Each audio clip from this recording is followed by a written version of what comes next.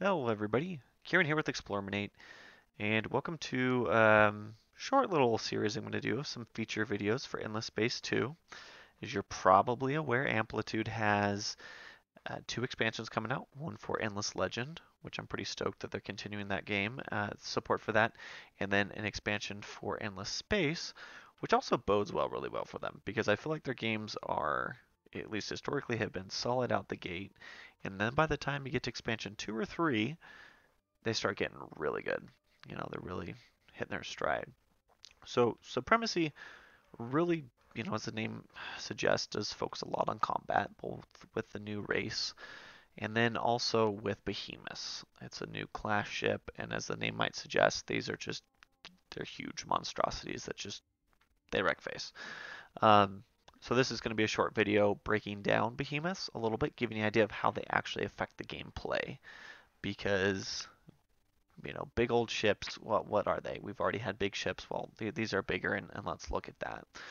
So behemoths come in essentially four shapes and sizes. You have your default behemoth, which is when you build it, it's either going to be an economic, a scientific, or a military behemoth, if you will. But it's still what I'm going to refer to as the vanilla behemoth because it doesn't have any special options. Choosing one of these simply affects the modules. So a military is going to hit harder, have more gun slots. Economics is going to have more, so you can fit modules to boost the FIDS output. And then scientific can help with terraforming and stuff, which we'll focus on in a little bit. But these guys look cool. He's got a lot of health. If you notice, this is 57,000 health on an economic, a military, still 50,000, but it's got a lot of hits, and you can really make these guys. They're really useful at the beginning of the game. But what's really cool is how you can specialize them. So I'm at turn 250. I have had the chance to basically build all of these, but I'd say it was. I mean, I'm playing on normal. I haven't played this a lot, so there's probably some of you watching this that are much better at this game than I am currently, and probably always will be. But you're gonna be well into the mid game before you get these. It's mid-tier technology to unlock, and I think it's a. Well, let's just go look. Is it third or fourth tier to actually get them? For yeah, Behemoth Hull, Juggernaut. Yeah, so it is a fourth tier. So it's going to take some time to get to that. To get to one of the specializations. So we have Obliterator, Juggernaut, and Citadel, and they're all a little different. So Obliterator is your system destroyer. That's right, not planet, but system destroyer. We'll show it off. It's super cool. It's the flashiest of them all, but it's slow to use, and you don't just want these probably. You've got the Juggernaut, which is insane. These guys just they're so strong. These are your your superstar destroyer or whatnot, right? This is the capital ship of capital ships. It makes carriers look small. Actually, the default behemoth makes them look small even. And then you've got the Citadel, which it actually uses up the behemoth, so you can continue to produce these essentially. I don't believe it. We'll double check that here later on. I don't think it counts against your behemoth limit. But these provide shields against the Obliterator that are a little bit longer lasting and some bonuses and things. So it's really, make a fortress world, if you will. But let's jump into this, and let's start with the Obliterator because it's definitely, like I said, the flashiest of them all. So here we go. All right, so let's start first off with the Obliterator. So you don't bring this guy into combat. You can see he's a little weaker than a regular behemoth once you research some tech for them. And but you don't use him for combat. You shoot his big old gun, and it quite literally obliterates system. It shoots a projectile here, which you can track. It tells you how many turns. So it's been 5 turns from this system to there. So that gives you an idea, kind of, if you play the game. And I don't think there's a limit on it. You can pretty much shoot it anywhere. But what this projectile does, it's going to hit the sun in this Sophon system that I don't really want them to be getting these resources. And it's a trade group, it looks like. So, they're not super strong. They're kind of scattered about, I think. But they're allies for the Riftborn. So I'm like, let's bloody their nose because the Riftborn largely have defended their planets. So we're going to hit this, take their system out, and everything dies. The planets die, the people die, the improvements die, and it's gone for, well, not ever. We'll get to that in a second. Now, if you have a planetary shield like this, you can build these. They take a decent amount of production, and they require 50 Hyperium and titanium. But what they do is they prevent the star from exploding. It takes the damage. You still lose 50% of the population, the improvements, ships are damaged, heroes have a chance of dying outright if they're in the system. So it still does a lot. So, these are nice, but it's still, if you take half the population out, half the buildings out, that's going to set a system back. And you're obviously going to target this at their best systems. But let's watch what happens here.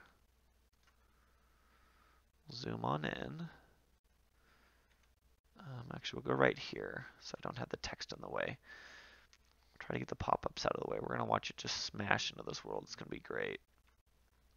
Boom. Hits the sun. Look at that. That's pretty cool. I like that graphic. And let's zoom in here so we can see everybody died. Everybody. If we want to look at the Obliterator, so we took out 17 people, all their improvements. Now it just hits it. It's destroyed. The star's gone. So the star is still there. It's now a white dwarf though, which is interesting. It was something else before. I don't remember what it was, but I think you probably saw the image. You can go back a second. It was greenish or something. So these are gone. I like how they're not, it's not like the system is gone completely, because I think that, I like the narrative of this. And one thing they've added, this is a complete tangent, but we're going to go here. Oh yeah, they're destroyed. When you have battles, there's a little pop-up that's like, oh, this battle happened, this great battle happened, you lost so many ships and people. So they try to make battles more memorable by having like these after-action historical reports, if you will. And leaving this on the map really helps just reinforce the reminder like, oh man, like, this happened. That was pretty terrible. We just blew that system up. That's a big deal. But these aren't gone forever. So let's say you're playing on a huge map and you've got the system you love, because normally you're limited by, the systems you can reasonably have. You don't want to go somewhere else. You can actually fit the scientific behemoth, well, the scientific one would be most effective, with a module, the extreme terraformation. And I don't know how long it takes. I haven't had to re-terraform one of my planets, fortunately, yet. Imagine it's sometime. But you can actually repair the worlds, which is cool. And I'm not sure, they might start as a pretty crappy planet, like ice or, well, it's worse than ice, I don't know. One of the more inhospitable and less productive types, but you could possibly terraform them up. So it isn't permanent, but that's, that is the Obliterator in all its glory. So awesome graphic, awesome effect. I do like how these are so cheap. And then the Citadels, we'll touch on in a minute, do provide more defense, but it is nice that you can realistically put a bunch of defensive shields around your empire. They're really expensive, so you're going to be a little picky with them, but it's not a huge barrier. It does help mitigate this just from being too overpowered, I think. But speaking of overpowered, let's go check out the Juggernaut next, because they definitely do redefine combat in a couple of significant ways. So let's Alright, so now let's look at the Juggernaut here. So while it's maybe not as flashy as the Obliterator, it's pretty dang potent. So let me just provide some, I guess, reference for you. So I've got my carrier class ship coming in at 71,000 health, and depending on how you have it spec'd, that was my carrier. So 13,000 damage is pretty reasonable. Not end game modules, you can probably push that, but that's a carrier. That's an elite unit. Pretty dang good, right? Come and look at the Juggernaut. It's got 155,000 health, almost 90,000 damage, and then just a ton of armor on it right there. So these guys really can hold their own. Like, I'm fighting fleets with this guy. They get worn down. This was a 24 fleet group at one point, and my Juggernaut's still just trucking along. Now you can defeat them. For example, I had a early game well, actually it was a Behemoth, so it's a little different, but I guess I did lose a Behemoth to some ships because I was poorly spec'd with my weapons. But these guys are pretty durable and pretty mean. Now, they don't just bring a lot of power to combat, they do have a really cool ability you can grab called Ion Wave. And, you know, one thing, because this is, I just got my hands on the game the other day, at the end of the tech tree here, you can grab this module that's going to unlock additional slots for it, um, which is kind of cool. Or you've got the ion wave. Now I'd have to like reload a save and do some testing here. I don't really see how more modules is going to outweigh this ability. Reason for that, it's 15 turn cooldown, so again, pretty long cooldown, but it does 100% damage to everybody who's not in your fleet. So your fleet's fine. You are immobile for 3 turns, but you kill everything. So you just roll up, pop that button, and I actually took out a 212k fleet here a couple turns ago with this guy. It's on cooldown. Oh, actually, we just did it. It looks like so. It's powerful and really useful if you use it the right time, because that's not a cheap fleet. You know, they had a couple carriers. My super planet here, it's my capital. It's getting boosted by a behemoth. It still takes time and like a lot of resources to make carrier ships, or really, you know, any specialized ship. So that's a really effective way just to chew through the enemy's fleet, and then it's gonna sit there for a while with you. And you know, I'm not even max fleet power, but you can combine it with the hero, lots of other ships, and you can really bring the pain. So it's fun to have a true capital ship finally. You know, it really is like the super star destroyer of endless space, just you know, dwarfing everything else in combat. Um, so that's a Juggernaut. And so let's switch to the Citadel and kind of finish summarizing this up. All right. And then last but not least, we have the Citadel. So, for example's sake, I've turned a behemoth, specialized it into a Citadel. Takes 2 turns as normal, and I now have a Citadel on my homeworld. So, we're gonna kind of just read through this because I, you know, don't have any behemoths to look at here to show that. So first things, it provides an Obliterator defense shield on the system. So that's a permanent shield, and it's going to stay there regardless of who owns it. So this system's always going to have that 50% reduction and never fully be destroyed, which is kind of nice. At least as far as I understand, they haven't targeted my home system. They've been shooting at other systems. I don't know if they don't know where it's at or what, but I guess this isn't necessarily my production hub, so maybe that's why. It's got 800 manpower, which is really useful, and it's protected, so I don't think it can be sieged.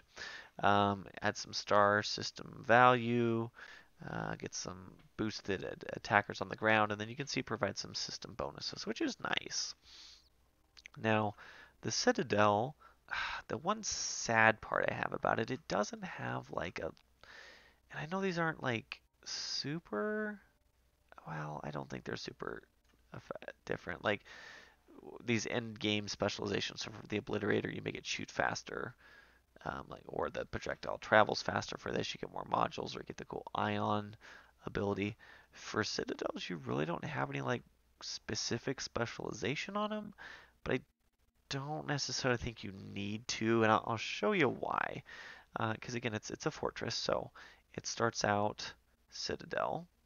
Then you can add a system battery, which is going to basically provide something to do some damage throughout combat. And then you're going to get an advanced battery. That's going to do plus 50% space battle damage. So I'm thinking you're going to be doing more damage is what that indicates. Again, that's a little bit of speculation because I haven't let the computer get to my home system, and I don't honestly know how I would do that unless I just click next turn for like a million years here at this point of the game. You can also come down here and there's a few things you can do. This is kind of your specialization because you're going to do one or the other. So, I guess it doesn't have a branching tech, but it's right here. It gives you the two options. So you can do a weaponized system that gives you just a ton of troop capacity, um, boost your troops, boost production at the expense of food and money, or you can do the whole scientific military complex, which boosts production and science, but doesn't provide any more manpower. So I guess saying it doesn't have a specialization is not really fair the more I kind of think about that. But citadels are cool because it really allows you to turtle here. Plant some fleets there, get that extra damage if you get a weapons battery, the manpower and things. It's gonna be a really good choke point. Um, and I'm glad they added that. I really like the whole hyperlane. Well, not hyperlane. Are they called hyperlanes in this? I guess it depends on the race. I know there's the whole debate with Stellaris. I think in terms of having strategic depth for combat, you gotta have this in games. I'm a big supporter of that, and so it's cool to be able to turtle because defenses are just great to have, and there really haven't been any defenses so far as we know. Now, I would like to test out again because I haven't here how that Citadel would actually function in combat. Where the cannon fires, I think it might show up. It might not in the battle menu. It'd be cool if it does. Um, but definitely, I think a step in the right direction for combat here in a lot of ways. So there's the Behemoths. Um, Again, you have a couple ways you can do it. Everybody can start with it, or well, there's a few options I can let you toy with in the menus. So it's not like every game there's just like one way to get it. You can kind of toggle between two options, which is nice. And I enjoy having them. With the Citadel here, let me show you. I know I talked about earlier in the video. Um, oh, that must be our limit for Behemoths there. We're going to enter in here while I talk about it to make sure I'm not lying. Um, so you are going to be limited by the number of Citadels you can put, it looks like. Yeah, interesting. Okay, so you're going to have to be really careful where you put that. Because I don't think you can destroy it. Nope, because it is a permanent shield. Yeah, so you're really going to have to be picky with that because the number of behemoths you have is limited unless you research a tech that really makes them expensive. So, but anyways, there we are. So I don't want to go on too long, but some good additions by Amplitude with this. System destroyers, combat champions, and then really good defense. It's a good way to do it. I think that's kind of the trifecta there, and they were wise with how they implemented it, and it's pretty good. It's very endless spacey too, so as well. So thanks for watching. Hopefully that was exciting for you to watch. And Behemoths, I'm gonna say is like the major point of this expansion. Um, so that hopefully breaks it down and kind of shows you how they work. Keep in mind I'm turned 260 here. I still don't have all my techs. I don't have the Citadel tech here, and I haven't specialized this. So, there's still ways to go, and I didn't really go through, but scattered throughout all the tech trees here too. I guess I should touch this. This video is a little longer than I wanted. Um, you can add support modules that are going to reduce research, or you can literally go send probes out that are going to basically gather in a portion of the deposit for you, which is really useful as, again, you're limited by your, the number of planets you can really have before you start taking off your empire, right? So, but there we have it. I'm going to end it there. That's kind of the meat and potatoes of Behemoths. But feel free to, any questions here, throw them up here on YouTube. I'll try to answer them, and look for more content as I kind of break down this expansion and what else makes it special. So, as always, thanks for watching. We appreciate it. Please come check out our YouTube channel whenever you see we post stuff. We've got a lot of contributors that are putting great stuff up, and then, of course, our website for great written in-depth stuff. So, thank you for watching, and we'll catch you next time.